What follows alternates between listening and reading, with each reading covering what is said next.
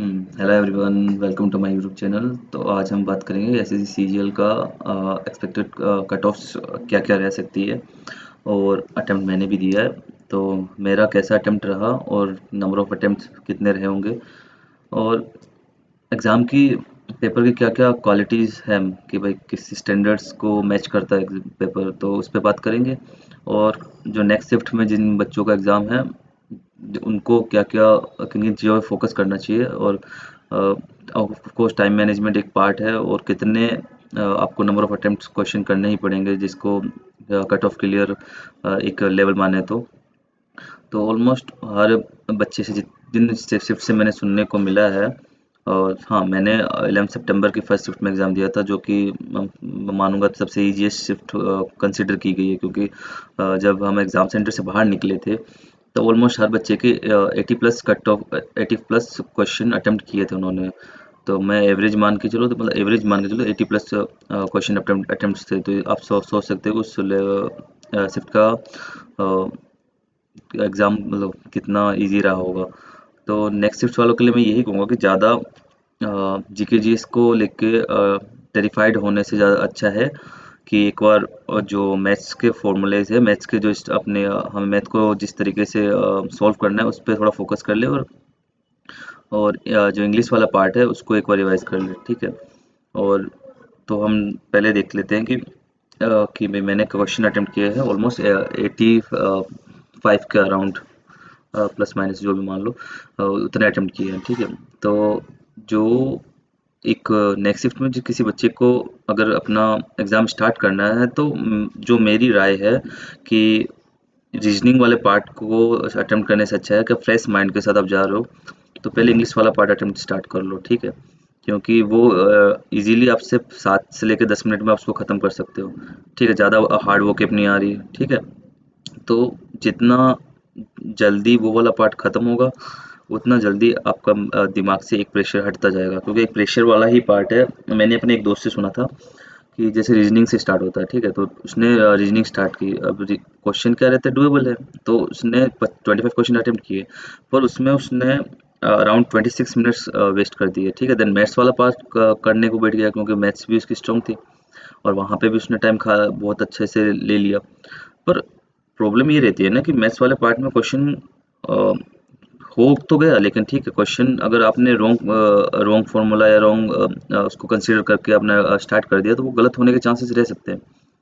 But अब हम उसका ये सीन ये रहेगा, उसका 75 के आसपास अटेम्प्ट है, ठीक है। अब जनरल कैटेगरी में 75 का आसपास अटेम्प्ट तुम लेके चलोगे तो कितना नंबर मानोगे, ठीक है। 5 क्वेश्चन गलत मान लेते हैं हम, जितना भी एवरेज रहेगा 70 का 140 है, 5 नंबर्स मान लो कुछ कट गए, तो 135 के आसपास की मान लो बन जाते हैं। मैंने बहुत बड़ा बात बताया कि भाई सिर्फ 5 ही गलत हुए, पर होने को कितने भी हो सकते हैं, ठीक है। तो मेन ये है, किसी का मैथ्स स्ट्रॉन्ग है, किसी का जीके जीएस स्ट्रॉन्ग है, ठीक है।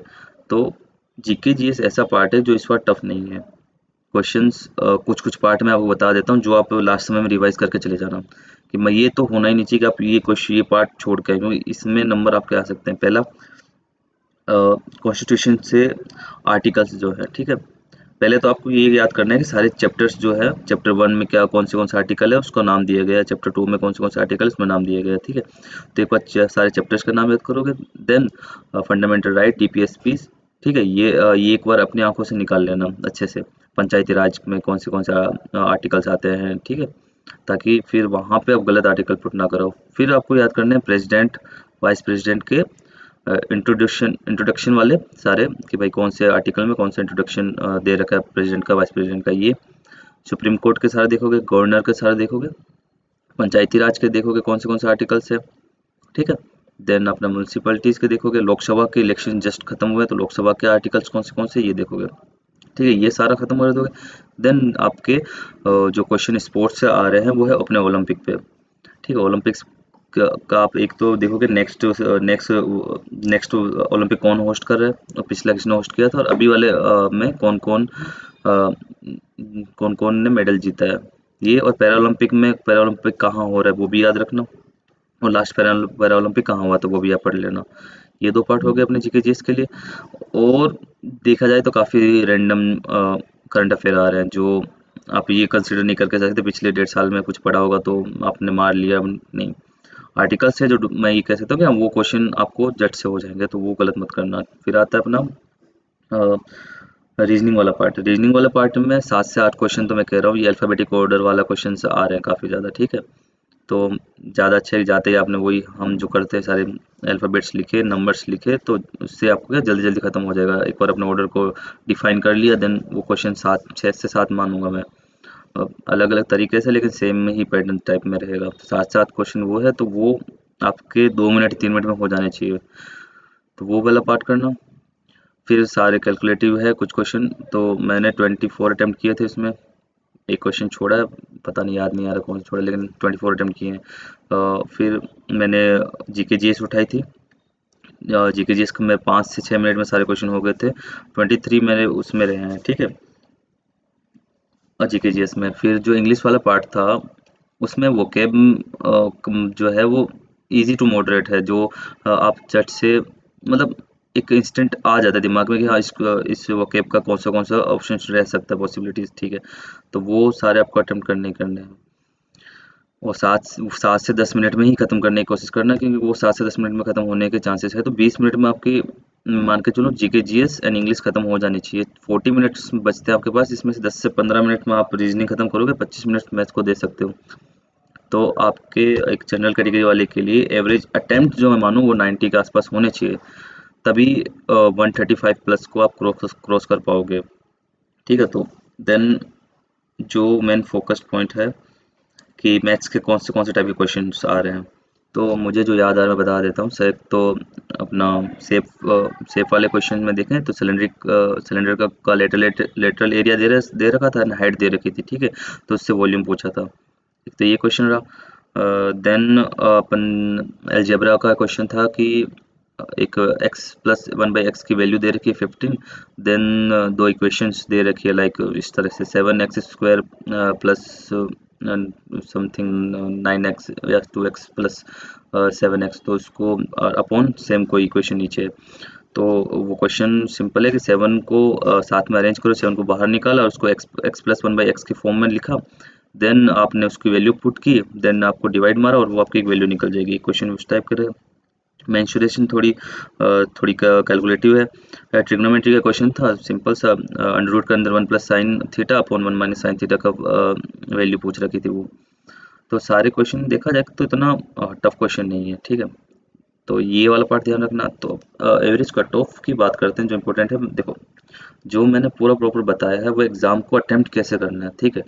ये ना रहे कि आप कोई पार्ट देख ना पाओ सारे क्वेश्चंस, ठीक है, कि आपको समय नहीं मिला और आपने अगले पार्ट का क्वेश्चन ही नहीं देख पाए, जो कि मान लो एकदम ईजी रहे। मैंने यूपीएससी सीपीएफ का एग्ज़ाम दिया था, तो इसमें यही रहा कि भाई लास्ट के 25 क्वेश्चंस साइंस एंड टेक्स्ट से थे, जो मेरा स्ट्रॉन्ग पार्ट था, और मैं लाइनअप से चल रहा था, तो लास्ट के 25 क्वेश्चन मैं नहीं कर पाया।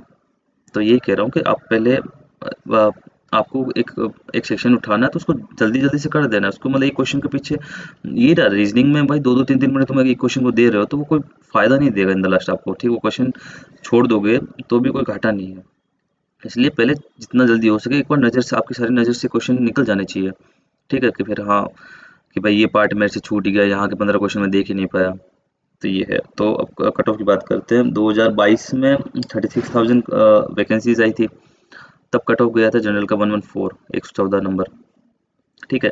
तो अभी उसकी आधी है 17, ठीक है। 17,000 से ऊपर की कट ऑफ, मान लो 17,000 से ऊपर की वैकेंसीज है, तो जो कट ऑफ रहना चाहिए उससे 15 नंबर ऊपर रहना चाहिए। और पिछले साल 2023 की जो वैकेंसीज थी 7,000, तो उसकी कट ऑफ थी 150 यूआर की, ठीक है। तो उससे 15 नंबर नीचे के मान के चलते हैं, तो एवरेज एंड आउट हम मान के चलें तो 130 से लेके 140 के बीच में ही बन रहा है, ठीक है। और सारी शिफ्ट को नॉर्मलाइज करेंगे तो फिर एक निकल के आएगा भाई कितना, एक नंबर निकल के आता है, वो सब कुछ चलता रहेगा, ठीक है। तो जिसके 130 प्लस मान के चलता हूँ, 130 प्लस किसी का आ रहे हैं तो उसको मेंस पे फोकस कर देना चाहिए। तो मेंस के लिए क्या क्या रहेगा वो नेक्स्ट वीडियो में बता दूंगा, ठीक है। तो इस वीडियो के कमेंट्स में आप सारे डाल दो कि भाई क्वेश्चंस मेंस के लिए, क्योंकि उसमें मेरा कंप्यूटर वाला पार्ट भी है और इंडिविजुअल सेक्शन की कट ऑफ भी रहती है, ठीक है। तो वहाँ पे वो क्लियर होनी चाहिए। देन टाइपिंग में क्या रहना है, पहले कौन सी कट ऑफ क्लियर होगी, देन तुम्हारे कंप्यूटर का नंबर जुड़ेंगे, वो क्वालिफाइंग होने चाहिए, देन आपकी टाइपिंग को कंसिडर किया जाएगा, देन सिलेक्शन के लिए आपकी रैंक निकलेगी। तो वो सब हम नेक्स्ट वीडियो में डिस्कस करेंगे। तो नेक्स्ट शिफ्ट वालों के लिए यही कहूँगा कि भाई अपना ज़्यादा फोकस जीके जीएस पे ना रख के जो मैंने बताया है वो सारे एक बार एक रिवाइज कर लो, तो आपके बहुत ज़्यादा हेल्प हो जाएगी। ठीक है, बाकी मिलते हैं नेक्स्ट वीडियो में।